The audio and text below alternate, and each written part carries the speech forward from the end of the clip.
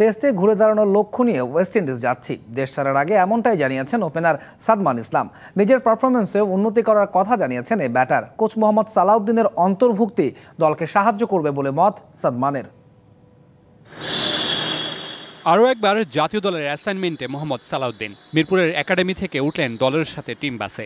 তার সাথে টিম বাসে করে মিরপুর ছেড়েছেন মাহমুদুল হাসান জয় ও হাসান মুরাদ। ভারত আর দক্ষিণ আফ্রিকার বিপক্ষে বাজেভাবে টেস্ট সিরিজ হারের পর ওয়েস্ট ইন্ডিজের বিপক্ষে ঘুরে দাঁড়ানোর লক্ষ্য টাইগারদের। দেশ ছাড়ার আগে এমনটা জানিয়েছেন ওপেনার সাদমান ইসলাম। যাবো তো জয়ের জন্যই, চেষ্টা থাকবে ভালো খেলার, ইচ্ছা আছে ইনশাল্লাহ ভালো রেজাল্ট নিয়ে এসে। চ্যালেঞ্জ তো সব জায়গাতেই ফেস করতে হয়, এটা তো নর্মালি আপনার এটাকে যদি বেশি না হয় তাহলে তো প্রেশারই। নর্মালি যেভাবে সবসময় লেট বল ক্রিকেট খেলা হয় ওইভাবেই আমরা চ্যালেঞ্জটা নিয়ে থাকি।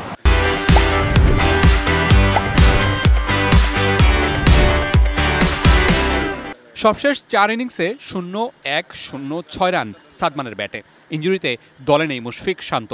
নিজের পারফরমেন্সে উন্নতির পাশাপাশি দলের প্রত্যাশার চাপটাও সামাল দিতে চান সাদমান। সবারই তো ইচ্ছা থাকে ভালো খেলার, তো চেষ্টা করব ইনশাল্লাহ ভালো খেলার। সিকিউরিটি তো সবসময় নিতে হয়, এটা তো খেললে তো অবশ্যই ভালো, সবারই চায় যেন টপ অর্ডার বা মিডল অর্ডার যেই খেলুক ভালো খেলুক।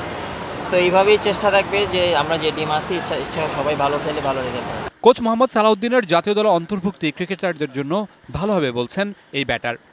অ্যাডভান্টেজ তো অবশ্যই থাকবে, তো স্যারের সাথে তো সবাই এর আগে কাজ করছে কম বেশি।